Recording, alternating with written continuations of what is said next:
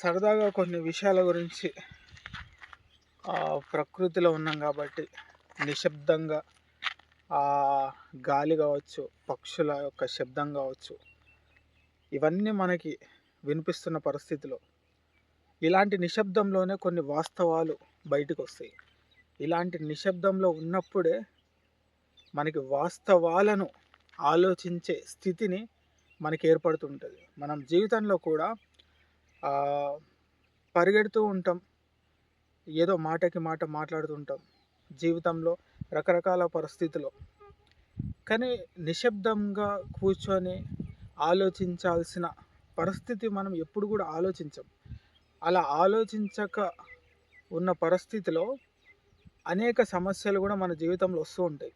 అంటే మనం cross check చేసుకోవాలి. మన జీవితంలో ఒకసారి మనం ఆగి ఆలోచించి, అంటే ఎదుటి వాళ్ళ స్థితి ఏమైనా వెళ్ళిపోని కాకపోతే మన స్థితి ఎటుపోతుంది అనే విషయాలు మనం గమనించాలి. ఎందుకంటే ఎదుటివాడు వాదిస్తున్నాడు, హేళన చేస్తున్నాడు, ఎలా పడితే అలా మాట్లాడుతున్నాడు అనుకో ఫర్ ఎగ్జాంపుల్. సో నీ స్థితిని నువ్వు కరెక్ట్ వేలో ఉంచుకుంటున్నావా అనేది కూడా చాలా ముఖ్యం ఇక్కడ. ఎందుకంటే యాక్షన్ టు రియాక్షన్ పెరిగే కొద్దీ నీకు తెలియకుండా నీ నీ జీవితంలో ఉన్న విలువైన సమయం కూడా వెళ్ళిపోతూ ఉంది. అది నువ్వు చాలా అట్లా నడుచుకుంటూ వెళ్ళి మాట్లాడుతున్నాం. అలా చాలా విషయాల్లో కూడా, అంటే చాలా సందర్భాల్లో కూడా ఈ విషయాలు డిస్కస్ చేసిన. కాకపోతే నాకు అనిపిస్తుంటుంది, మనిషికి కొంతకాలం, కొంత సమయం నిశ్శబ్దంలో ఉండాలి, నిశ్శబ్దంలోనే వాస్తవాలను గ్రహించాలి. సో కొంతమందికి కొన్ని అలవాట్లు ఉండొచ్చు కొన్ని సందర్భాలు. బట్ ఏదైనా కానీ తనను తాను తయారు చేసుకోవాలి అంటే తనకు తాను టైం ఇవ్వగలగాలి, సమయం అనేది. సో ఇలాంటి ప్రకృతి వాతావరణంలో నాకైతే ఇష్టపూర్వకంగా చాలా విషయాలు బయటకు వస్తుంటాయి. చాలా ఆలోచనలు అన్వేషిస్తున్న సందర్భాల్లో ఇలా నాకు ఇష్టమైన నేచర్లో రకరకాల ఆలోచనలు వస్తాయి. సో బేసికల్గా ఒక కొన్ని విషయాలు, అంటే అందరికి ఉపయోగపడే మాటలు, కొన్ని బాధ్యతగా అందరికీ అవేర్నెస్ కావచ్చు, జీవితం పట్ల కొన్ని విలువైన విషయాలు కావచ్చు, అలాంటివి మాట్లాడుకుందామనే ఒక ఆలోచన. ముఖ్యంగా మన జీవితంలో రకరకాల పరిస్థితులు మనం ఎదురు చూస్తుంటాం. అది ఎలాంటి పరిస్థితులైనా కావచ్చు. కానీ కొన్ని సందర్భాల్లో మనకేమనిపిస్తుందంటే ఏం లేదు కదా జీవితం అనిపిస్తుంది. కొన్ని సందర్భాల్లో జీవితం చాలా ఉందనిపిస్తుంది. ఇంకొన్ని సందర్భాల్లో ఏదో సాధించాలనిపిస్తుంది. ఇంకొన్ని సందర్భాల్లో ఏం సాధించినా లాభం ఏముందనిపిస్తుంది. సో ఇలా రకరకాల పరిస్థితులు మన జీవితంలో ఎదురవుతూ ఉన్న సందర్భాల్లో మనకు అనిపిస్తుంది, అసలు ఎందులో వాస్తవం ఉంది, అసలు ఏది అసలైన జీవితం, ఎందులో అసలు కరెక్ట్గా నేను జీవితాన్ని చూడాలి అనే కోణం చాలా ఉంటుంది. బట్ నేనేమంటున్నా అంటే అన్ని రకాల పరిస్థితులు వచ్చినా కూడా, ఏ పరిస్థితిలో నువ్వు ఉన్నా కూడా నీకు నచ్చిన ప్రయాణంలో ప్రశాంతతని పోగొట్టుకోకుండా, నీ మనశ్శాంతిని పాడు చేసుకోకుండా ఎలా నువ్వు వెళ్తున్నావు అనేది ఖచ్చితంగా నువ్వు అన్వేషించుకోవాలి. ఎందుకంటున్నా అంటే మనం పొద్దున్నే లేస్తే పడుకునే వరకు అంటే చాలా మారింది, చాలా పద్ధతులు మారినాయి, చాలా ఆలోచనలు మారుతున్నాయి, మన జీవన విధానం మారిపోతుంది. అంటే మనం తిరిగే నేచర్ కావచ్చు, బతికే నేచర్ కావచ్చు, మనం మాట్లాడే నేచర్ కావచ్చు, మనం పలకరించే పిలుపులు కావచ్చు, కలుపుకునే బంధాలు కావచ్చు, ఇవన్నీ కూడా మన జీవితంలో చాలా ముఖ్యమైన పాత్రని పోషిస్తూ ఉంది. సో ఇవన్నిటికన్నా మూలం మన జీవితం ఎలా మనం ప్లాన్ చేసుకుంటున్నాం. సో ఇది చాలా ముఖ్యం. ఎందుకంటే మన జీవితాన్ని మనం ఎలా క్రియేట్ చేసుకోవాలని చూస్తున్నాం, ఎలా ఊహించుకుంటున్నాం, మనం ఊహించుకున్న పద్ధతిలో మన జీవితం వెళ్తుందా, లేకుంటే మధ్యలో మనం ఏమన్నా డైవర్ట్ అవుతున్నామా, లేకుంటే మనం అనవసరపు బంధాలలో బందీ అయ్యి మన జీవిత ప్రయాణం ఎక్కడన్నా మలుపు తిరుగుతుందా అనే విషయాలను కూడా మనం గమనించాలి. ఎందుకంటున్నా అంటే వెళ్తున్నావు నీ జీవితం, ఎవరో కలుస్తున్నావు, ఎవరితోనో మాట్లాడుతున్నావు, ఎవరితోనో తిరుగుతున్నావు, ఎవరితోనో సమయాన్ని గడిపే ప్రయత్నం చేస్తున్నావు, ఏదో నేర్చుకుంటున్నావు. ఇవన్నిటికీ మూలం నువ్వు ఏం నేర్చుకుంటున్నావు, నీ యొక్క జీవితం నువ్వు అనుకున్నట్టు ఉందా, నువ్వు అనుకున్న దిశలో వెళ్తుందా, నీ ఆలోచనకి తగిన సాంగత్యం ఉందా. ఇవన్నీ మనిషి ప్రశాంతంగా ఆలోచించి నిర్ణయం తీసుకోవాల్సిన పరిస్థితి చాలా చాలా ఉంది. ఎందుకంటున్నా అంటే చాలా మనం చూస్తున్నాం, ప్రశాంతత, మనశ్శాంతి, తృప్తి కావచ్చు, ఇలాంటివి ఎంతమంది అనుభవిస్తున్నారు, ఆస్వాదిస్తున్నారు అనే విషయాలు మనం చాలా తెలుసుకోవాలి. చాలా అన్వేషించాలి. అన్వేషిస్తేనే మనకి ఇలాంటి యొక్క పదాలు మన జీవితంలో గూడా మనం అనుభవించే దిశలో ఉంటాయనే ఆలోచన మనం తీసుకొని రావాలి. సో, బేసికల్‌గా నేను చెప్పేది అదే. ఇప్పుడు ఇప్పుడు రకరకాల పరిస్థితులు మన జీవితంలో వస్తున్నాయి. ఒక బాధాకరమైన సంఘటన వచ్చిందనుకో, అక్కడి నుంచి ఎలా బయటపడాలి? ఒక వ్యక్తి నిన్ను దూషిస్తున్నాడు, ద్వేషిస్తున్నాడు, విమర్శిస్తున్నాడు అంటే, ఆ విమర్శల నుంచి నువ్వు బయటకెలా రావాలి? ఇవన్నిటికి మూలమైన జీవితం నీకు చాలా విలువైందని తెలుసుకోవాలి. ఎందుకంటే ఇప్పుడు మనం ఏ రకమైన పరిస్థితులు ఎలా ఉన్నా కొంతమందికి నచ్చుతది, కొంతమందికి నచ్చకపోవచ్చు. ఇంకా కొన్ని పరిస్థితులు మన జీవితంలో మంచోళ్ళు రావచ్చు, చెడ్డవాళ్ళు రావచ్చు. కాకపోతే ఇక్కడ నువ్వు ఎలా ఆలోచించాలంటే నీ జీవిత ప్రయాణం ఎటువైపు వెళ్తుంది, అటువైపు వెళ్ళే దిశ, అలాంటి థాట్ ప్రాసెస్ నీ లైఫ్లో ఎవరైతే ఉన్నారో, ఎలా సింక్ అవుతున్నారు అనేది నువ్వు చూసుకోవాలి. అందరితో మింగిలవ్వడం తప్పు లేదు, కానీ అందరితో నీ విలువైన సమయం ఇచ్చేసి నీ విలువైన సమయాన్ని పోగొట్టుకుంటున్నవేమో అని ఒక్కసారి ఆలోచించుకోవాలి. ఎందుకంటున్నా అంటే నీ ప్రయాణం వేరైనప్పుడు, నీ ఆలోచన వేరైనప్పుడు, నీ జీవితం వేరైనప్పుడు, నీ ప్రవర్తన వేరైనప్పుడు ఇంకెందుకు నువ్వు ఎవరో ఏదో అంటున్నారని ఆగిపోవడం, ఎవరో ఏదో మాట్లాడుతున్నారని బాధపడడం, ఎవరో ఏదో నిన్ను ఒక రకంగా చూస్తున్నారని ఆ జీవితంలో కుంగిపోవడం, ఇలాంటి ఎందుకు? ఇప్పుడు అందరిలాగా నువ్వు ఆలోచించట్లేవు అన్నప్పుడు ప్రతి ఆలోచన నీ జీవితాన్ని అంటుకోకుండా చూసుకో. నీ జీవితం అందరిలాగా కాదు, నీకంటూ ఒక థాట్ ఉంది, నీకంటూ ఒక ఆశయం ఉంది అనుకో, అలా జీవించాలని నీకు అనిపిస్తుంది అనుకో. సో ఏ బురద కూడా నీ జీవితంలో అంటకుండా చూసుకోవాలి. ఎవరి మాటలు కావచ్చు, ఎవరి జీవితంలో వచ్చే బంధాలు కావచ్చు, కాస్త సమయం వరకు కలిసే స్నేహితులు కావచ్చు, ఆత్మీయులు కావచ్చు, ఎవరైనా కావచ్చు, నీకంటూ వీటన్నిటికన్నా ముఖ్యమైన ఆశయం ఉంది, దానికోసం పరిగెత్తుతున్నావు. నీ జీవితాన్ని నువ్వు ఏదో రకంగా చూడాలనుకుంటున్నావు, ఎలాగైనా నువ్వు అనుకుంది సాధించాలనుకుంటున్నావు. ఈ ఆశయాలు అంటే మనం కోరికలు, అంటే మనం ఏదన్నా ఆశించాలి, ఇది నేను గెలవాలి, నా జీవితం ఇలా ఉండాలి అనుకోవడం తప్పులేదు. కానీ మన జీవితం కోసం, మన జీవిత లక్ష్యం కోసం మనం ఎలా వెళ్తున్నాం, ఎలా అడుగులు వేస్తున్నాం, ఎలా ఆలోచిస్తున్నాం, ఎలా ఆలోచించాలి.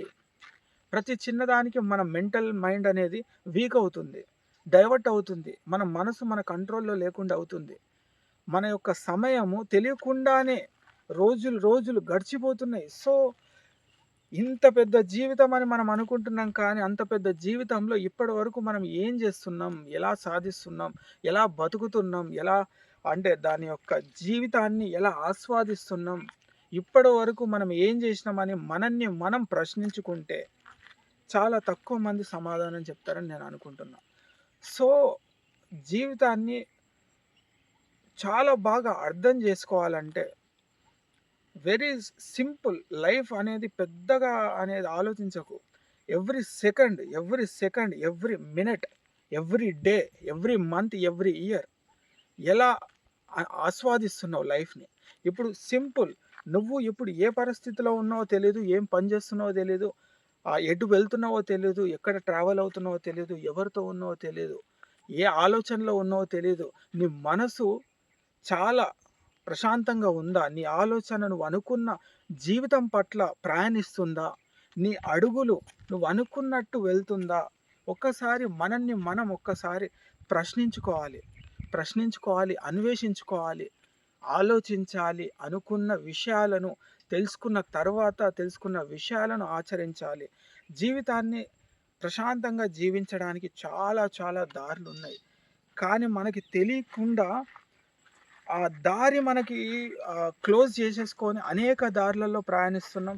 అలాంటి పరిస్థితిలో జీవితం మనకి ఏదో తెలియదు, భారంగా అనిపిస్తుంది. చుట్టూ ఉన్న మనుషుల మధ్యలో మనం బతకగలమా అనిపిస్తుంది.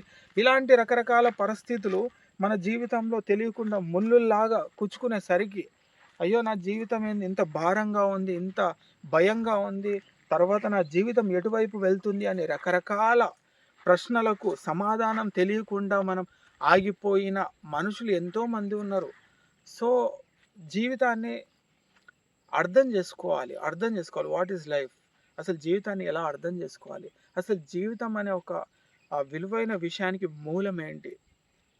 మనం ఎంతకాలం ఉంటామో తెలియదు అన్నప్పుడు, ఉన్నంత కాలంలో మనం ఎలా జీవిస్తున్నాం? అందరూ శాశ్వతంగా మనతో ఉండరని తెలిసినప్పుడు, ఉన్నంతలో మనం ఎలా బతుకుతున్నాం?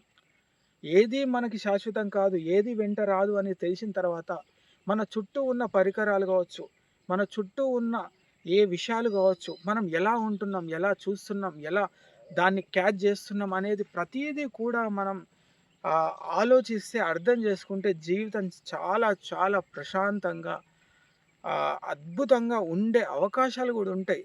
సో, లైఫ్‌ని ఎందుకు అంత భయంకరంగా ఊహించుకోవడం, అంత భారంగా ఆలోచించడం, ఏదో తెలియని కోణంలో ఎందుకు చూడడం?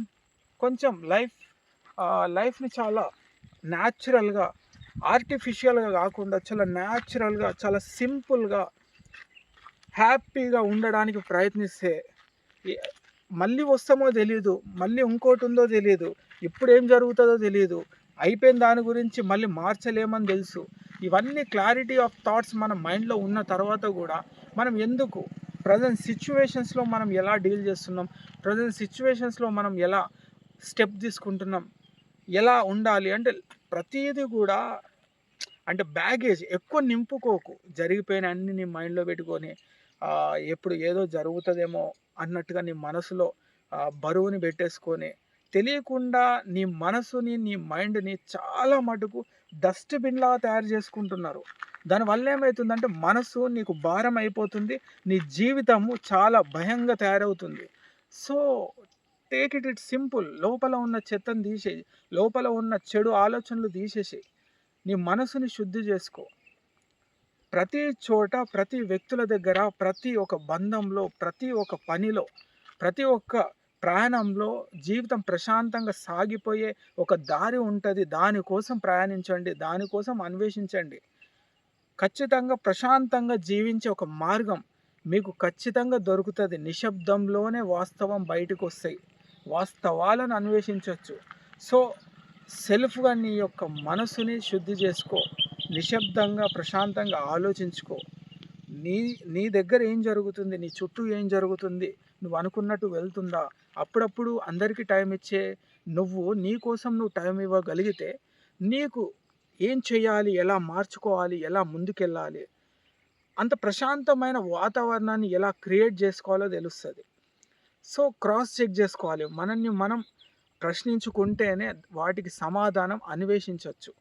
సో, ఎవరికో మనం ప్రశ్నించి వాళ్ళ దగ్గర నుంచి సమాధానం కోరుకొని తృప్తి పడే మనము, మనల్ని మనం ప్రశ్నించుకొని మన దగ్గర సమాధానం లేకపోతే సమాధానం కోసం అన్వేషిస్తే, ఆ అన్వేషించే ప్రయాణంలో జీవితం అనే మూలం మనం తెలుసుకోగలుగుతాం. సో, మనల్ని మనం క్లియర్ చేసుకుందాం, మనల్ని మనం శుద్ధి చేసుకుందాం, మనల్ని మనం అద్భుతంగా తయారు చేసుకుందాం, మన మైండ్ని క్లీన్ చేసుకుందాం, మన మనసుని శుద్ధి చేసుకుందాం, మన అలవాట్లను మార్చుకుందాం, మనం చూసే కోణాన్ని మార్చుకుందాం.